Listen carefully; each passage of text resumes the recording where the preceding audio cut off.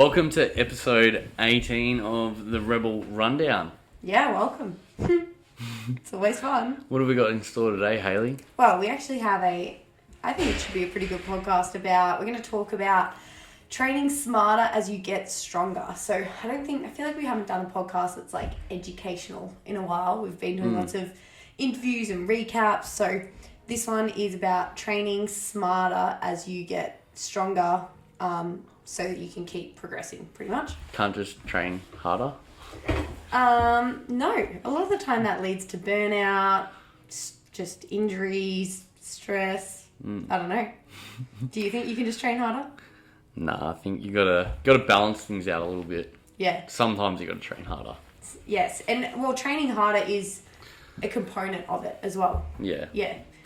Yeah. But we'll dive into that a little bit more in a little bit later in the podcast. Yeah, we're going to start with our monthly recap though. So we've had actually a few things going on in the last month. Me and Ben were like, so what's been happening? And then we started looking into it and there was a lot. So first of all, which you guys probably all know, is that we've got a new coach, Cam. So that's been fun. He's only really been around a couple of days this week. So brand new, but... Yeah, so he's been doing CrossFit for, I feel like, 12 years or more. Yeah, and he's been coaching for about 10 years. I think he's progressively got more and more into coaching. The last maybe 2 or 3 years, that's been his sole job. And he's a good athlete in his own right. He's a really nice guy. And he's really just getting to know everyone in the community right now. And will eventually start running some classes on his own in the next couple of weeks. And we'll go from there. Yeah, it's been good though. It's always fun to have new faces in the gym, and and I think members have been enjoying having him in classes so far. So yeah, it should be good. I wrote on there that we could potentially, I don't know if it'll be like that soon, but like have an interview with him to get to know him a little bit more. So that could be cool. Yeah, if he gets into the individual. Oh yeah, down under. True. Maybe be a part of that. Yeah. Could be Steve, Sean. Coming off. Yeah. Anyway, talking about that, we have also done the down under qualifiers. So I did the individual ones, which was about like a month ago now, and that went really awesome. That was when Ben was away, so I had to do it solo with the help of my friends. A big shout out to Al. She helped heaps. Tessa. Neil judged one of them, and we got a good result. So qualified Indy, which is really awesome. Yeah, in third. Yeah, very pretty crazy. Result. It was a very good result. I feel like I've been like trying to qualify for down under longer than I have touring. I don't know, and I've just never done it. So that was an awesome result. And then we also had the real bad man, which was actually 3 men. They just decided to not do good English. In Ben, Sean Sini and Steve-O, they did the intermediate team qualifier last week. So some of you guys may have seen them doing that. How did that go? It was good fun. I was hurting after pretty much every workout. And Ben made himself spew I literally only did 4 workouts for the week. And I wouldn't say they were hard workouts, but I think I realised I don't push myself super hard in training all the time, because the workouts weren't super hard workouts, but I was obviously trying to go pretty hard, and I was definitely feeling it, and I'm still even my arm is a bit sore still today. I think a few you did days really later. well though. It was kind of cool to see you just turn it on into attack mode and go really hard for a couple workouts. It was pretty cool. Yeah, I think I've got that competitiveness in me. So whether it's I'm normally probably I struggle a little bit with qualifier type workouts, but it was good because we had Sean and Steve doing them as well, and it was especially with Sean, we're pretty close on a lot of workouts, and he got to chase me down I think on one, and then it went a bit back and forth. Yeah. So I got to see him do I think one of them first, and I was like, all right, I'll get you here, motherfucker. It was also really cool because I'd already done the workouts were the same. So I'd already done them all, but they had slightly different variations, and their variations were quite scaled. So it was quite fun because they all were just trying to beat me and my times the whole time, and they all of our scores were like super close, which was kind of cool because like a lot of the time we don't actually really get to do that. It made me realise I'm just an intermediate athlete, you know? Like I think I beat you on all the workouts we're doing intermediate. Well, funny story, when we were looking at whether the boys could compete in the intermediate, Ben's like, and no offence to Steve here, but basically it goes off like an average, whether you're like qualified to be an intermediate goes off of like where you are in the open. So you had to be like 400th in Oceania or like more. And Ben was like, oh, I think Steve-O's score should like hopefully pull me under and like Sean will be like in the middle. And I'm like, oh yeah, let's have a look. Anyway, looked him up. Ben was like 475. I'm like, you're alright. I thought it was 420 or something. I don't know. I'm not sure, to be honest. He was in the 400s. He didn't need the average. No, I didn't. I had probably one of my worst open placings, but again, like, I'm just coming to terms with being intermediate these days, and it wasn't too bad. However, we finished one spot out of qualifying, which was a bit annoying. We'll see. We might end up getting bumped in one way or another. Hopefully we do. So anyway, we had that. We also had, last podcast was the day before the Friday Night Lights weightlifting comps. So the guys did that probably about a month ago. And that went really well. It was a good comp. Everyone showed up and tried their best, and they all got pretty good lifts. Like pretty much all of them hit like their max, like their PR. They just like equaled it. We did unfortunately get like a few press outs, which was really frustrating because like for me, I've been to a lot of weightlifting comps, and especially like actual like sanctioned weightlifting comps where there's like legitimate press outs that, you know, are fair enough to get called. And then at this comp, like Neil and Byron were just getting like, I watched the video back, I'd be like, oh, that was a really good one. Like, was that the first one? And they're like, no, that was my one that I got a press out. And there's just not even a press out. So that was a bit disappointing. But other than that, it was really good comp. Yeah. They all enjoyed it from the sounds of it. So so well done to them. And then also we've had so many things. The monthly challenge, which is going on at the moment, the pinch group one. So that's been cool to watch. Just one note on the sandbag carry. That was a pretty popular challenge. And what was cool was on the last day, like some of the girls, they were just like redoing it and getting way more on their score. Like I think Lauren and Jordan, like they were so competitive about it. It was really quite fun to watch. So I think that was one of my favorite challenges so far. The bear hug carry. Yeah, it was good. And lots of people I know this month have also had to go the pinch grip, which is good. Yeah. Next month's challenge is going to be a bit different. Yeah, I think it will be fun. So that'll be, I'm looking forward to that. I think it'll be similar vibes and similar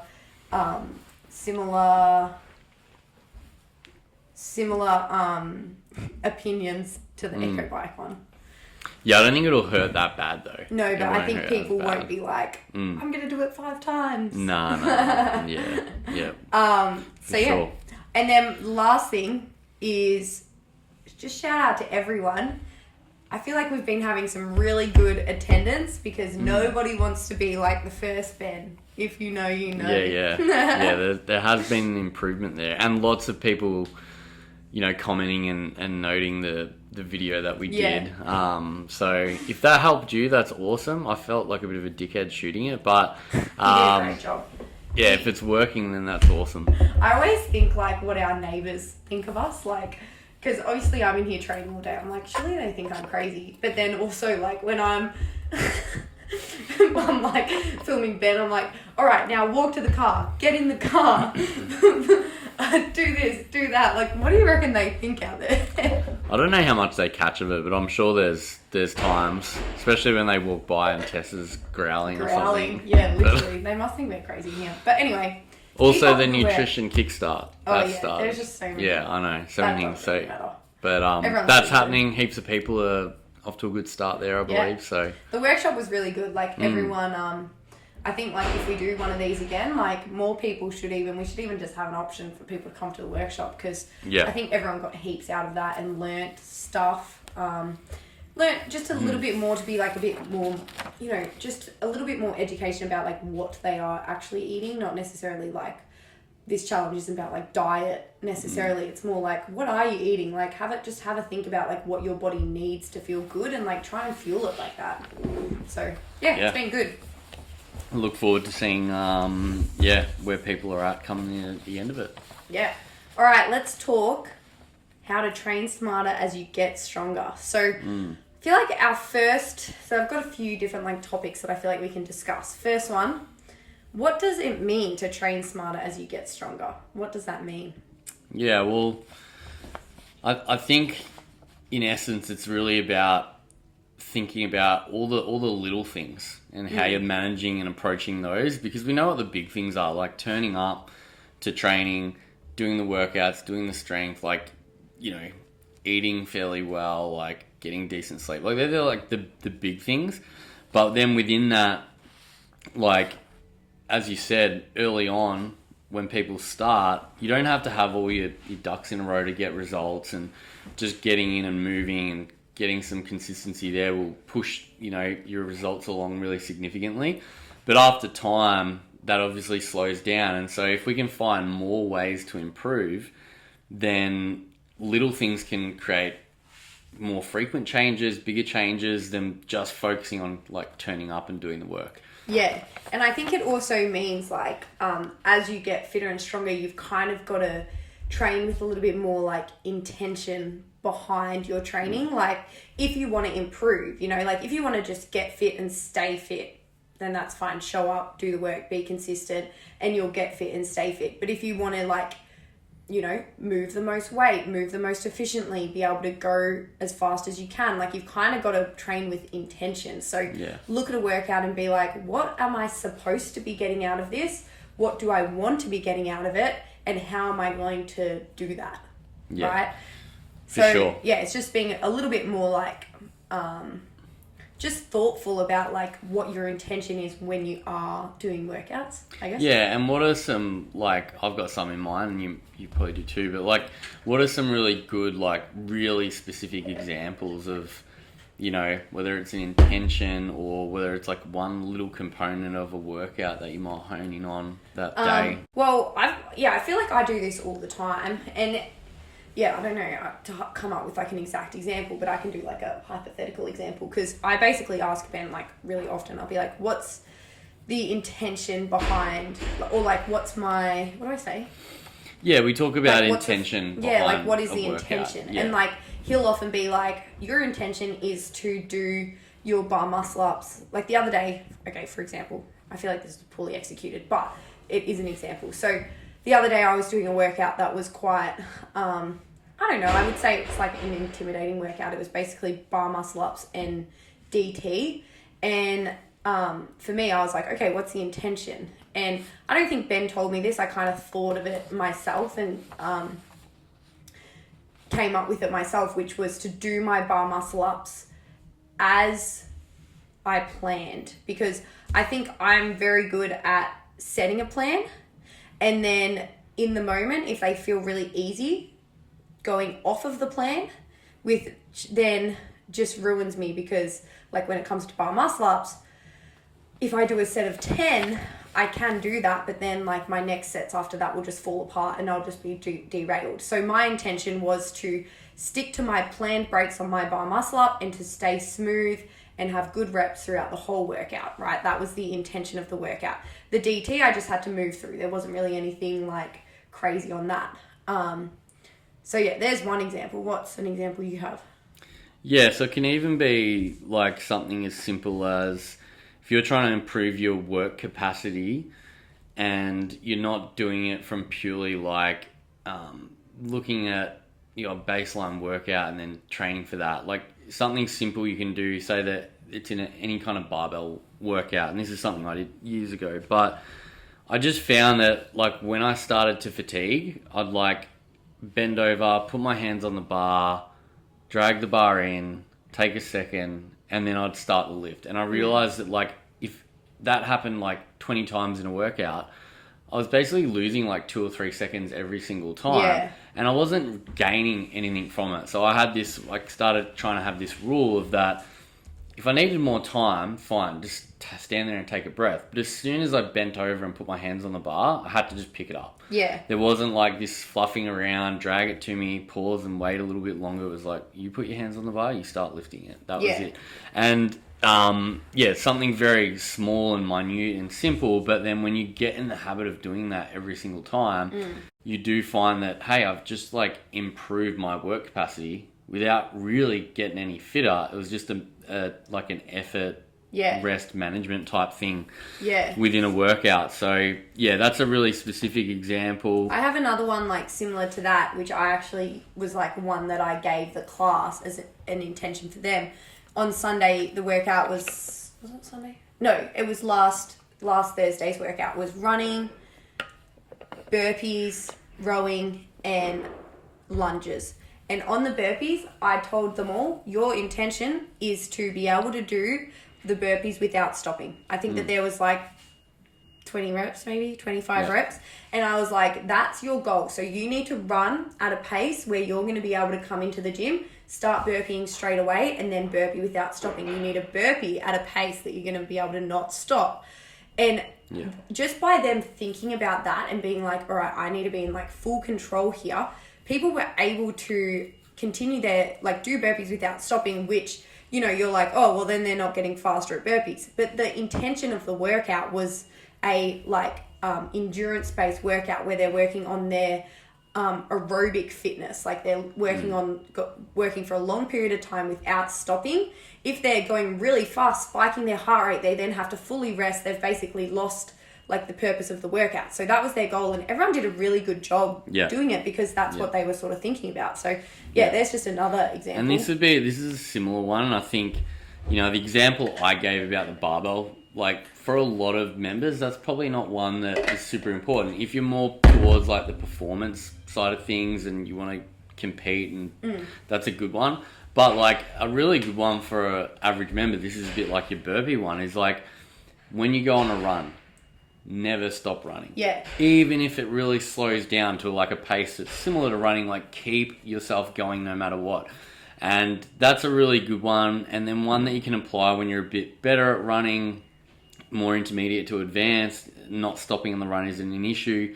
You can start looking at the clock and working out like your average split times. Yeah. And the next one is like, every time you're going to start and finish a run, and say that there's like a, you know, you've got a movement in the gym, then you're running, and then you come back and there's another movement in this gym. You don't ever walk to the door. You always jog to the door and start your run. When you come back, and you're always going to jog back to the movement that you got back in the gym. And so they're little things, again, you're applying to a specific, you know, movement, but you can apply them to more than that.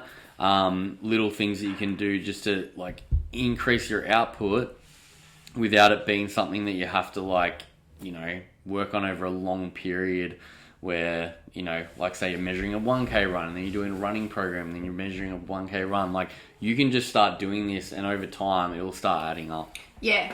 And then another thing that's kind of a similar idea is just knowing when to, so for like people who are learning new skills or lifting heavier weights, like knowing when to RX and when to scale with like purpose. So say you've just gotten bar muscle ups, right? Knowing when it's appropriate to be doing bar muscle ups in a workout and when you might choose to scale them, even though you can do them like for skill, like knowing when it's appropriate. And you kind of got to try, like just keep sprinkling things in and like setting your intention to be like, okay, this workout has lots of reps and I need to be, and like, you know, I'm always, when I'm doing the brief, I'm saying this is what it should feel like. You need to choose an option that feels like this. So you would think, so say it's like a set of pull-ups or bar muscle-ups that you need to be able to do in 3 sets, yada, yada, yada. You got to think like, can I do that? No. Okay, I'm derailing from the, like what I'm meant to be getting out of this workout. So I'm going to choose something else and do bar muscle ups for skill. Or there might be other workouts where you know, there's a small amount and it's meant to be more like less, I don't know, like speed, power output, fitness based and more skill based. Then it might be more appropriate to do like a harder version of something. So yeah, I guess it's just, and we have the like workout notes in there on SugarWOD so that you're like, I think it's just more thinking about, like, what you're meant to be getting out of the workout and, like, how you're going to do that well. Yeah. I guess. I think, and I might bring up another example, but I will say this too, is I think especially since we've brought in these levels with Proven, I think as that's gone on a little bit longer, that as a whole, I think more people are actually doing a pretty good job of that. And more often than not, where most people probably want to be, where they think they are, and where they should be working, it's often about a level down. And that's where you're probably going to get the best stimulus. But there's definitely times too where you can sacrifice maybe a little bit of the stimulus to get after some of your individual goals. Yeah, 100%. Like, especially with a weighted barbell. Like, we don't want you to get through half the work that is intended, but you might get time capped on the odd workout because you're just challenging yourself with that extra bit of load. Now, as long as you can move it well and safely, it's okay sometimes to do a little less total work, or if the workout's intended to be done in 12 minutes, we've got a 16-minute cap and you get capped out with 10% of the work left. Totally fine here and there. Not every single time. But sometimes. And I definitely remember that when I, like, as a point, like, when I started, doing harder workouts, and, like, this was a while ago, like, when I first did my very first RX workout and started doing a few, like, I'd do a few RX, a few not. Like, for some of the RX ones, like, I went from being, like, winning, like, every workout to just being, like, dead last. Because, like, and you don't want to do that every day, like what Ben said, but, like, to progress, you kind of have to do that sometimes and be okay with the fact that you're going to maybe get capped, or you're going to be a little bit slower than the other people in class, but that's because you're wanting to push yourself or try something a little bit harder. But yeah, you definitely don't want to be doing that every day. No. Like, there's certain, if you want to continue to improve, like, you've got to pick the ones that are appropriate so that you can, continue to improve, like, your fitness, your speed, everything. If you do that every day, you're gonna get a bit run down, burnt out. Mentally, you're not gonna feel great because you're always, like, bringing up the rear in workouts and things like that. But again, you want to hit, like, if I was to give you a rough, like, percentage, I'd say at least 80% of the time you want to really be trying to, like, hit the workout stimulus in the time frames, rep ranges, etc.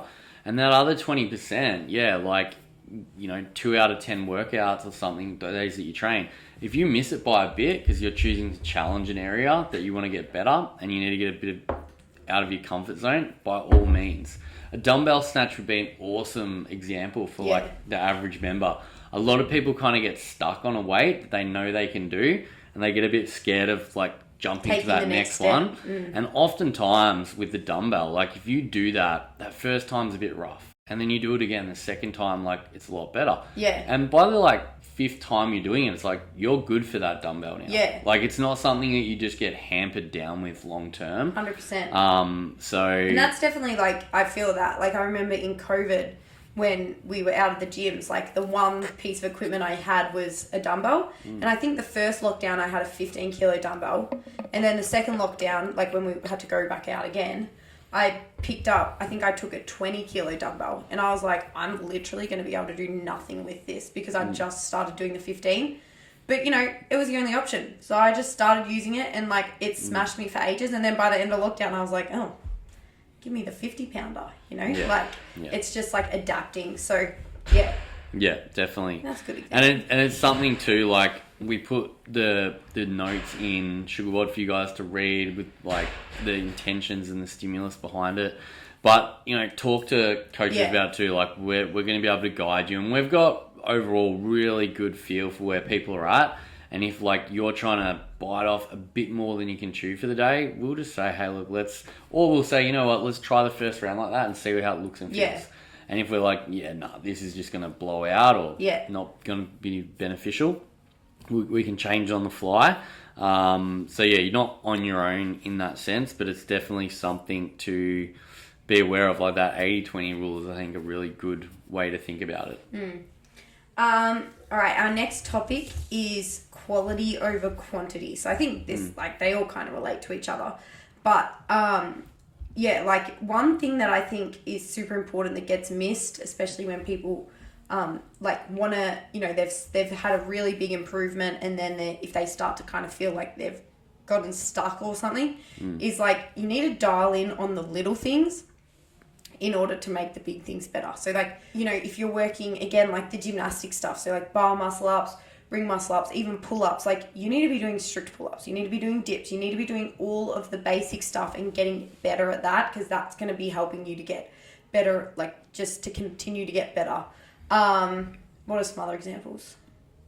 Yeah, well, Hayley's, again, like when we think about quality over quantity, and I think people make this mistake at times, is they think that just doing more of something will equate to you getting further. But again, like if the quality of the work is really poor, it may not help you improve at all. It may be a little bit. It may even like hurt you in the long run in terms of like, let's just take, say, someone's trying to get a strict ring muscle up.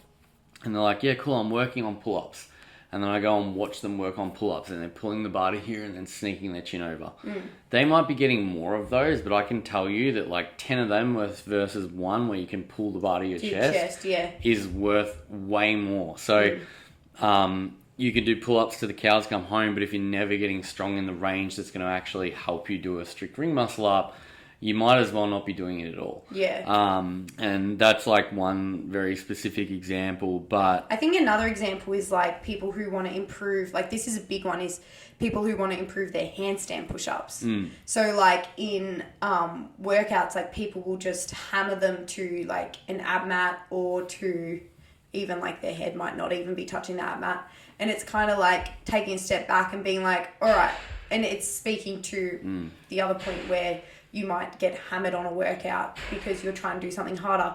But like, rather than going to the ab mat, which you can do easily, and doing like 20 reps, maybe you do 10 reps and you try and go to the floor, or you even do like, I don't know, less. It's going to be way harder, but you're like, if you never do handstand push-ups to the floor, like doing them to the ab mat and doing heaps of them is like not, like you need to be doing them to the floor to actually, if you want to be able to do that. Yeah, and like Hayley said, I'll often see people like set up an ab mat, and then every rep they're like an inch off. What's the point of even having that there? So again, like, and progression can be a very grey area. You know, like what's going to work and for one person and another, it's not always the exact same, and you can't sort of always say like, hey, if you can do this plus this is going to equal that. But definitely like, and this would go for all movements, is like, we're talking a bit about the standards here as well, is that like you need to hold yourself accountable to the standards, because like on the handstand push-up, if you've got an ab mat but you never touch it, it's like, how far do you know you're going? Exactly. And then at what point do you get rid of the ab mat? Like, so you're better off to, like Hayley said, is like reduce the reps in the workout. Get to the ab mat. Maybe you don't do as much rounds and whatever, and you're doing less reps, but sometimes you've got to just like go a little bit outside of your comfort zone and stay there just for a little while before things start to get easier, and then change, and then you see real progression. 100%. So quality over quantity is that point. Like, you know, train skills in isolated, occasionally put them in workouts, don't do them in workouts if they're going to be like crazy bad, I guess. Like if you're going to move poorly, like you want to move quality over quantity. So and this is another one too, is like how you move through workouts and how you feel when you finish them. So if you're constantly doing workouts and you're always trashed at the end of it, that isn't something that I would consider like really high quality training. You do want to be able to like do some workouts where you move through them really well. It's challenging, there's a good intensity to it, but like you can finish it and not be an absolute pile of mess every time. And I think there's two groups that we really see, where one group gets stuck in never going there, and another gets stuck in always being there. And you want to have a little bit of balance. Like you do want to send it every now and then and be a bit of a pile of mess on the ground once or twice a week. If you're training 5 days, say. But if, you know, you still want to have those 2 or 3 workouts in the week where you're in control. You're in control of your breathing in the workout. Your movement stands are on point. You're really aware of those little things, like how long you're taking to transition between movements. Is your row pace like sitting on that 155 every single round, or is it like starting at 148 and then you're finishing the workout dying at 205, 500 and pace? I think that's where you can like refer to the RPE scale as well. Like all the workouts have RPE scales, and the amount of times that I hear people be like, RPE 6, that was an RPE 10.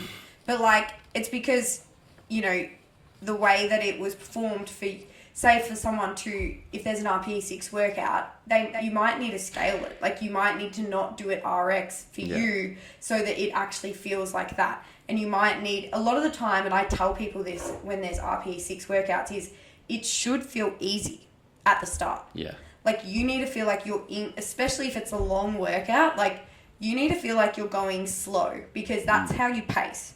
You go controlled, and then as the workout goes on, it gets harder and you have to increase your intensity or your effort in order to maintain that. Yep. But, like, at the start of the workout, it shouldn't feel hard from, like, 30 seconds in. Like, unless it's a 5-minute workout where it's like an RPE 10, you know? Yeah, absolutely. So... Yeah. And understanding how our RPEs work is an important piece too, knowing that, like, an RPE 6 is a pace that, if it's a 20-minute workout, that's really quite comfy. Like, an RPE 6 is more like if you're working out for, like, an hour or hour and a half, that's, like, your max sustainable effort for that kind of duration. So if you're only doing 20 minutes, it's really not that challenging. Yeah. An RPE 7, 7.5, that for 20 minutes is going to be quite a lot harder. Yeah. Because that's, like, an effort that maybe you could sustain that for max 30 minutes. So, again, like, if we put an RPE 10 in, you're pretty much only going to be working for tops of, like, 3 or 4 minutes. Yeah. Like, you can't sustain... Not even. That, even. Like, if we're being really specific, it's even shorter than that. Yeah, it's like the 1 minute echo bike. Like, that's like an RPE 10. Yeah. But say you were doing a 2 minute echo bike, like... Yeah, it's more like a 9. Yeah. So, understanding how the RPEs are intended is an important piece to that as well. Yeah. All right, I feel like our last topic... which really plays into this, is recovery. So if you're really wanting to train smarter and to get better, you've got to really think about your recovery. And I would honestly, like, I think one of the biggest game changers for me was, like, considering my rest days as, like, just important as training days. Like, for you to get better, you can't be training 7 days a week. Like... Yeah, not like, unless you're training well below threshold every day. Yeah, exactly. If you're going to have some days that you're really pushing things, like, you need to have some days of, like, either complete rest or, like, go sit in the spa, go stretch, you know what I mean? So it's kind of like, you can't be hitting, exactly like what Ben said, like, you can't be expecting yourself to be at, like, a 10 out of 10, like, effort, like, you have that effort available 7 days a week. Like, I would say... You know, expect that 4 to 5 days a week. And then I think, like, having a full rest day, if you're someone who's wanting to train for intensity and you're really wanting to, like, improve, like, having a full rest day is, like, so important. Yeah. Like, and a lot of people will be like, oh, well, I run on a Sunday. Like, that's my rest. And I'm like, oh, well, what's your heart rate when you're running?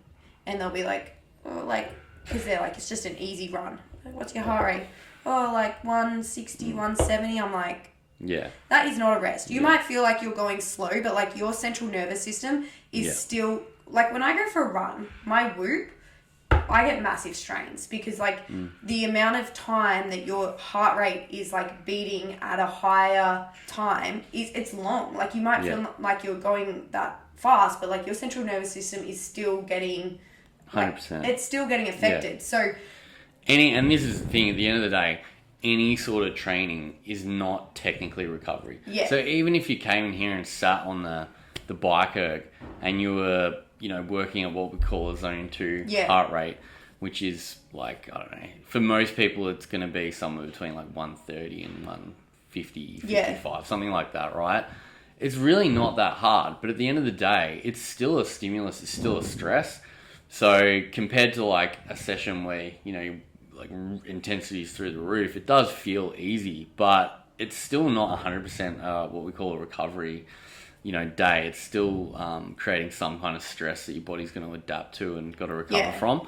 But that can play into it, and I think this is where, sleep, nutrition, but again, when we're talking about the quality of the training, having days where you feel really good moving through everything well, some days where you're pushing the envelope a little bit and feeling a bit ratchet afterwards. Yeah. That's all part of it. It's getting that kind of, like, balance right, listening to your body. Some days being like, hey, look, I've had 3 really good days here. I probably, if I don't tone it down, maybe in a couple of days I'm just going to like feel like I've, you know, Yeah, struggling to 100%. get out of bed because I haven't actually forced myself to slow down. So, and we all have those moments where we feel like Superman, where we're just like having good day after good day and we're like, nothing's going to stop me, I'm feeling great. And then all of a sudden you get a little niggle or an injury, you get sick, and like you're forced to slow down whether you like it or not. So managing that stuff, being proactive about it, can make a big difference. And I think like, the main thing for me, like when I rest, like resting for like your body needs a rest, but then as I mentioned, like your central nervous system needs a rest too. And that's what, like when I started having like a really set, and this is difficult for some people to do because, you know, if you've got kids or you've got other things going on that you have to modify your training schedule for, but like for me, I have like 2 set days. Like Sundays I do absolutely nothing, and like doing that every week, like I don't even question like whether I should be training. Like I don't have any guilt about doing no activity. Like I don't have to do anything. Because that's like my training for the day is doing nothing. So I don't know, it just allows my like CNS to be chill, like to have no stress, just like this is what you do. Like whereas I feel like when I didn't have that, like back a few years ago, I would be like, oh, I should be training, like oh, like what am I doing? I'm losing gains because I'm not training, you know? Yeah, and you fall into a trap of then like if you do that and you listen to yourself and you keep trying to push, then you just end up having all these shitty training days because you're like, what's happening? Are my strengths going backwards? And it's just because you haven't freaking recovered. So just one question is like, what are like the red flags or the signs that like you might be overtraining even? Yeah, overtraining is an interesting one, but I think definitely like not training optimally or eating properly or sleeping. Like, if things are a little bit off and you've got this expectation of yourself every time you come in the gym and you just can't meet it, and you're consistently waking up feeling a bit lethargic and so on and so forth, that's definitely a sign that something in that mix, maybe multiple things, aren't quite aligned and probably need a little bit of reflection and adjustment. So I don't think there's ever one like simple way to put it. And I think to overtrain by like the real definition of it takes an incredible workload. I don't think that's what I was going to say. I'm like, I don't really think that's super relevant to our crew. Like we don't.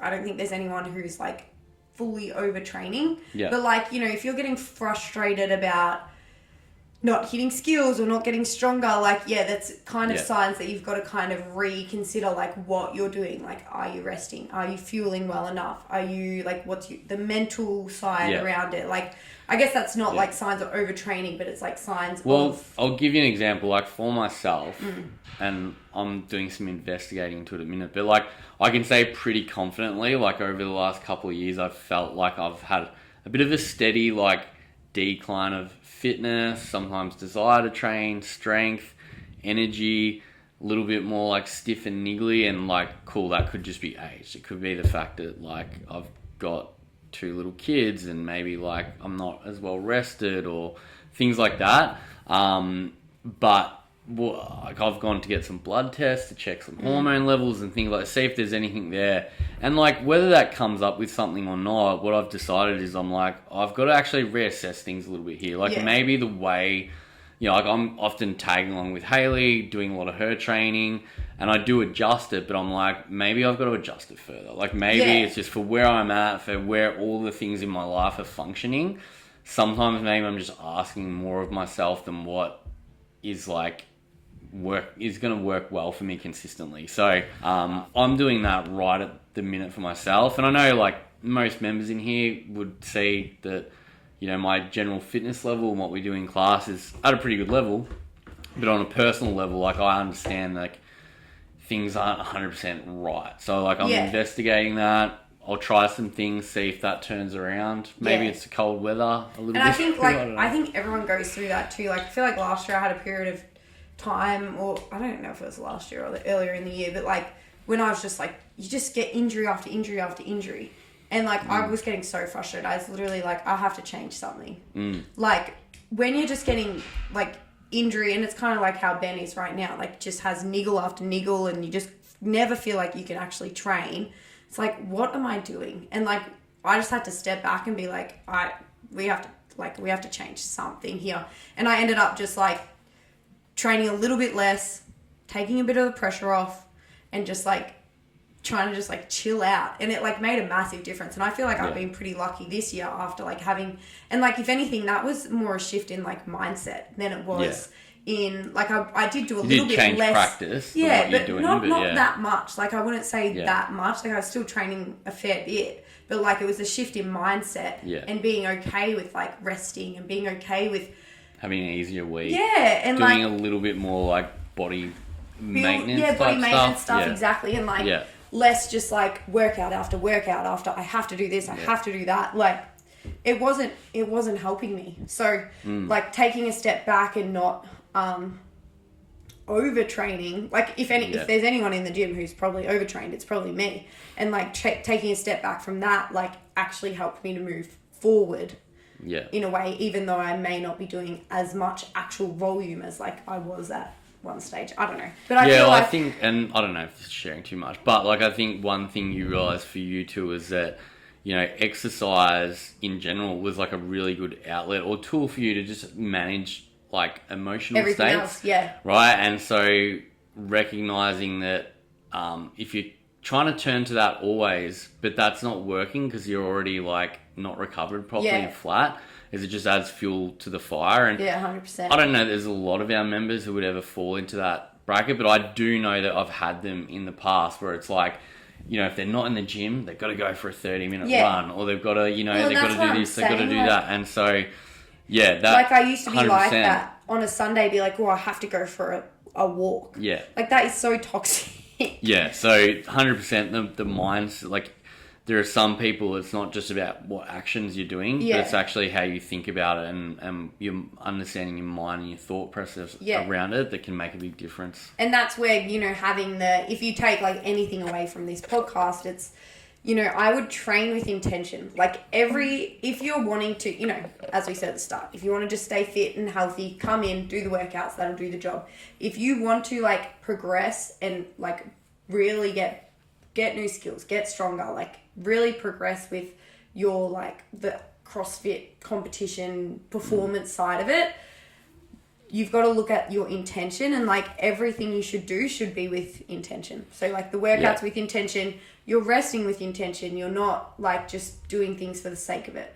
Yeah, and it becomes the thing of that, like you're prioritizing the quality of what you're doing a lot of the time. And again, the quality and the intention doesn't have to be smashing myself and getting my heart rate up. Yeah. It's like, can I move through this better? You know, can I learn to move this more efficiently? Can I make sure I get my depth on my wall ball every single rep? Yeah. Even if I go slower overall. Yeah. So little things like that. But again, if you guys have any questions about anything we've spoken about today, I think there's been lots of good stuff. Maybe we've gone a bit back and forth all over the place. I feel like this is good though. Like lots of good topics for sure. Yeah. That everyone, again, doesn't matter if you've been here a long time, a little time, your goals are to do the open and finish in X placing, or you're literally just coming in here 2 or 3 days a week to function better in life. Yeah. There's definitely stuff to take away. 100%. And it's good conversation starter. Like, come and chat to us in the gym. If you have questions, or if you even just want more information or think how this information might be relevant for you and like how you can apply it to your training, come and chat to us. And I also want you to let us know about our audio. I feel like it's probably not that good, but we're trying to figure out some new mic situations. So let us know about that. Neil, comment, let us know. What do you think? That's it. That's all we have to say. I think this is a pretty good topic, and just something for you guys to think about and focus on with your training over the next little bit. And thanks for listening or watching. Yeah. Or both. Yeah. Or not listening if this audio didn't work. Then maybe you're just watching. All right. Bye. See ya.